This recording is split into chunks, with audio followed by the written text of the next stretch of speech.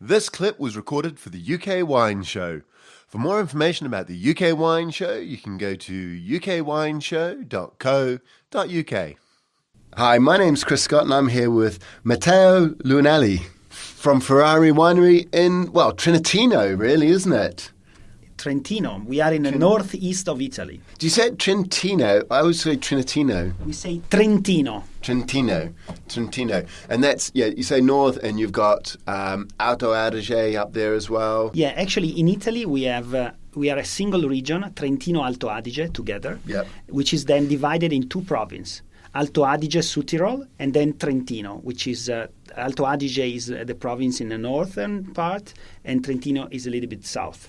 And Trentino, we are all surrounded by mountains. We are in the middle of the Alps. It's a beautiful territory full of fantastic valleys. Mm-hmm. There is the main valley in Trentino is where the Adige River runs, and it's a valley that goes to the Brenner Pass towards Austria. And then Trentino is famous for mountains, but also for lakes. We have beautiful lakes like the Garda Lake, which is the biggest lake in Italy, and many other small mountain lakes. So tell me, we're in Verona at Wine to Wine at the moment, but in Verona there's a river called Adige. Yeah, that's the one is coming from Trentino. Okay, so it is coming. So the river comes from the mountains down into Lake Garda through... Yeah, actually it doesn't go into the Lake Garda. Oh, doesn't it? No. There is a tunnel, a special tunnel when the Adige River is too high because it brings it's a safety tunnel that brings water to the Garda Lake when there is the risk of a flood. But actually the Adige River just goes towards the sea and from the mountains, and that's the main river. So the river you see here in Verona, the water is coming from Trentino and it passes close to our winery. Oh, lovely! And it's a place which is characterized by mountains. Somebody probably very famous are the Dolomites. In Trentino Alto Adige, in our region, we have the beautiful Dolomites. What are the Dolomites? People talk about them, but I don't actually know what they are. Dolomites it's a UNESCO heritage, and it's a site, and these are beautiful mountains characterized by a very unique stone that creates this beautiful color. Which at sunset and at sunrise it becomes almost pink. So that's the rock is called Dolomia in Italian. So these are calcareous mountains and beautiful, unique mountains with this that create marvelous shapes. And and that's very famous. We are very well known for beautiful ski resorts. But it's a region with a lot of tradition. Mm-hmm. And you should come. It's beautiful for skiing in the wintertime. I'm a big fan for skiing. It's a beautiful place for hiking in the summertime. And as I said, we have lakes. We have a great tradition for wines, which is what I'm all about. Just a little bit on the history or geological history. I think of Italy and as a volcanic country, so that at some point tectonic plates moved over a hotspot and lots of volcanoes came, and that's where you get sort of the backbone of the Italian mountain ranges and all this sort of stuff. And then at some point all those volcanoes that formed Italy slammed into the side of Europe and pushed up to create the mountains that are the Alps. Is that your understanding? Okay, that it is quite the story in terms of the Dolomites and the mountains in Trentino. These are calcareous rock, and they come from sedimentary rock. So that probably once upon a time it was in the middle of the sea, and so these rocks were created by limestone creatures. Exactly, deposited this limestone and that's actually something that we still have in the terroir. Our vineyards are made of limestone gravel, and this is one of the characteristics of the Trentino area. Even if it's a very diversified territory, there are some areas which are more volcanic, porphyric rock. Because being in the middle of the mountains, it's not like a flat land where everything is homogeneous. You have different valleys. Yeah. We spoke about the Adige River, which runs in the Valle dell'Adige, but we have many other valleys. And this is quite, very important also in terms of winemaking, because, for example, for our wine, Ferrari Trento DOC, we get grapes not only from the Adige Valley, Valle dell'Adige, but we get grapes also from other valleys. One very important, for example, is Valle dei Laghi, which means the Valley of the Lakes, which is a nice valley that runs from the city of Trento to the Garda Lake. And it's a valley that gets the influence on the north from the mountains, so cold air coming down from the mountains. On the other side, the influence of the Garda Lake that brings more hot currents. So it's the whole territory of Trentino is quite diversified. Yeah. In addition, we have different altitudes. Yeah. Cultivating at different altitudes, you obviously get different results for our grapes. I'm not an expert in Trentino, but my impression of it is that it's a lot cooler than a lot of Italy. It's colder. It's a little bit colder, probably, being in the middle of the Alps. On the other side, what the characteristic we have in the summertime, on the slope of the mountains, where the Ferrari vineyards are located, for example, is the fact that we have a strong diurnal shift in temperature between day and night. Yeah. So during the day, our vineyards are kissed by the sun, so they are warm, and this helps the aromatic maturation of the grapes. On the other side, but then during the night, from the top of the mountain, the cold air comes down. Yeah. And this creates, as I said, a strong diurnal shift in temperature. This is a key because it allows our grapes to maintain acidity and developing at the same time aromatic maturation. I like to say that in our grapes for Trento DOC, we have the sun of Italy, but also the touch of snow. Yeah. The freshness and the acidity that gives, the acidity, which is very important for a sparkling wine because it delivers freshness, elegance, and finesse. And on the other side, the warm climate of Italy that delivers, this nice aromatic maturation. If you compare, Ferrari and the Trento DOC is a sparkling wine bottle fermented like champagne, so the same method of champagne. If you compare Trentino to the region of Champagne, we have, we are much south. So they have higher latitude. Yep. We tend to cultivate at higher altitude. Yep. So, for example, if you go at 400 meters, 500 meters above the sea level on the slope of the mountains, you end up having average temperature which is not far away from the one of Champagne. On the other side, obviously the terroir is different, and what I described before is also unique of Trentino, which is this shift in temperature, and this creates the uniqueness of our Trento DOC sparkling wine, which we like to say it's a mountain sparkling wine. Okay, no, that's cool. We'll get onto that in a second. We're going to talk a wee bit about the sparkling wines.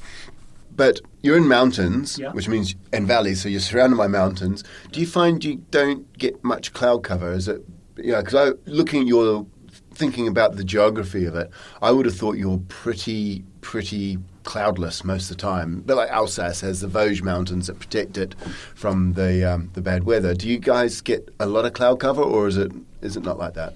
Actually, many times if you leave Milan during the winter and you get to the Trentino, usually the sky is open up because in the flat land of Pianura Padana in Italy, sometimes you even have the fog, which never enters into our valleys. Yeah. So that creates a lot of light in the mountain region of Trentino. There are sometimes clouds, but in general, we have a very nice sunny weather during the summertime, and that's again one very positive characteristic. Do you find with the cool night air, do you find frost is a risk for you guys? Not too much. We have less risk of frost than some northern region in France. We tend to have usually it's a very rare to have a spring frost even at high altitude. So that's and historically, there is another element that we need to underline: the fact that in general, in the last 100 years, the weather has been, there has been a global warming, so the average temperature has increased. And that's also the reason why we cultivate more and more at higher altitude. Our winery was founded in 1902, over 100 years ago, by Giulio Ferrari, and at that time, probably, it was not possible to cultivate vines at the same altitude that we cultivate today. Now we can cultivate the grapes in Trentino, close to 700 meters above the sea level, and even a little bit higher, closer to the Garda Lake. Probably 100 years ago, that was not the case. Although people often attribute it to global warming, and there's definitely an influence on global warming. However, quite often people forget to say, well, the quality of the vineyard material is cleaner, the vine's disease resistant, so they can handle the temperature, and they can get to higher levels of ripeness. Whereas before, if you've got a highly diseased vine, you're going to have problems getting ripeness in there. So definitely that, but also better quality vineyard management, better viticultural practices. I agree. That's also the case. That's one positive element. And we also made in Trentino a lot of research on mountain viticulture. We have a very important school of enology called San Michele all'Adige, which is actually the school where most of our enologues studied at Ferrari, and even Giulio Ferrari, our founder, studied in San Michele at the beginning. And with San Michele all'Adige and the research institute of San Michele all'Adige called Fondazione MAC, we made a lot of studies on clones that were particularly suited for mountain viticulture, on generally, all techniques that are, suited for mountain viticulture. So that's an element. But in general, the temperature, the data are quite clear in indicating that that the average temperature has increased.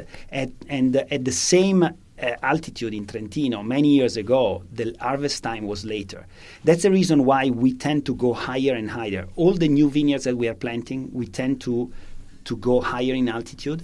If you go 100 meters higher in altitude in Trentino, you have around 1 degree less in average temperature all throughout the year.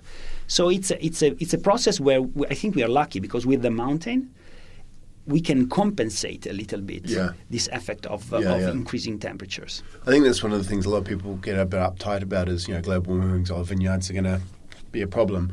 But there's lots of ways to deal with it. Altitude, if you've got that option, is definitely one of them. I went to a conference on global warming probably 12 years ago, and one of the ways was just to change the angle of your vineyard. That's a good point. Yeah, and there's lots of little things people can do. When the rows of the vineyard, you just change the angle of the rows of the vineyard. But so there are things. In the mountains, for example, the angle of the vineyard is not easy to manage because, another element that we need to take in consideration is that cultivating the mountains, for us, is magic because, mountains is the key for our wines. But cultivating the mountains require a lot of effort.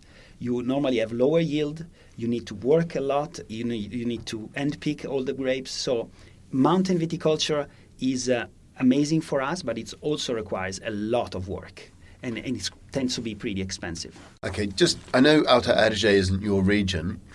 Yeah, but we are a few kilometers away. So it's a similar context. Just to confirm, Alto means high. Yeah. So high Adige just means that the river is starting up in the hills. And that's good. That's the only way I can remember it, to be honest. The history of Alto Adige and Trentino is different to the rest of Italy. Well, Italy's a bit of a bitter country from everywhere, but in particular, Alto Adige and Trentino, their history is quite different because they weren't really part of Italy until quite recently. Yeah, it's an interesting story. You mentioned that, and just to give you an example, when Ferrari Winery was founded in 1902, Trento was part of the Austria-Hungarian Empire, so it was not an Italian city. And it became Italian after the First World War. So it's absolutely... Trentino Alto Adige has always been a border region. And if you go... Trento tends to be, if you go to Trento, everybody speaks Italian, and all the signs are in Italian. But if you go just a few kilometers north, and before Bolzano, you start to see that the sign on the street are in 2 languages. People has their documents in both languages, and so there is, there are both German and Italian-speaking people. So it's an area which has always been on the border. Trento as a city historically has been always very, very strongly linked to the Catholic Church. Oh, yeah. Historically, we have a beautiful villa from the 16th century, and at that time, in the 16th century, there was the bishop of the city was also the prince. So the Prince Bishop of Trento, called Madruzzo, he was basically in power of all the region. So there is a strong Catholic culture historically, because in the past, let's say that the Republic of Venice had the power over the territories up to Rovereto, which is a city south of Trento. Then the Trento historically was under the domination of the Roman Catholic Church, and then and then slowly became part of the Austrian-Hungarian Empire, and then we went back to Italy after the First World War. Yeah. And it's interesting because the first at the beginning Ferrari was an Austrian company at the end. Even if Giulio Ferrari was Italian speaking and Italian origin and everything, but it is a region that had a very unique history. That culture of being slightly more Germanic, the grape varieties you grow up there, some of them can be quite Germanic. What sort of varieties do you have?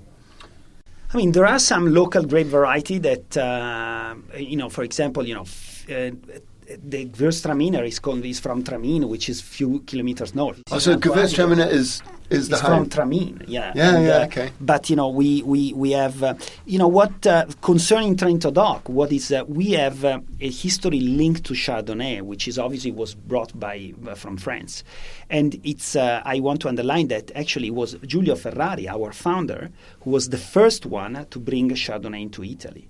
So Trento DOC, the history of Trento DOC is linked to the history of Chardonnay that was brought into Italy by Giulio Ferrari, and he understood that planting Chardonnay on the slope of the Trentino mountains, you could create a high-end sparkling, bottle-fermented sparkling wine and a fantastic sparkling wine. We'll talk about the sparkling wines next week. The other grape variety, for example, you have Terol de Gaux, which is Terol de Gaux is a red wine. We don't produce it, but it's a red wine. I call it Trollinger. Yeah, it's called Terol de Gaux. I butchered that, but I know the one. So Terol de Gaux is a red wine, and it's a red wine autochthon from and very typical from Trentino. You have Marzemino again in red. We also do some, and then we have some white wine like Nosiola. We have Müller-Thurgau in Trentino. Müller-Thurgau, yeah. This is historically very popular in our region.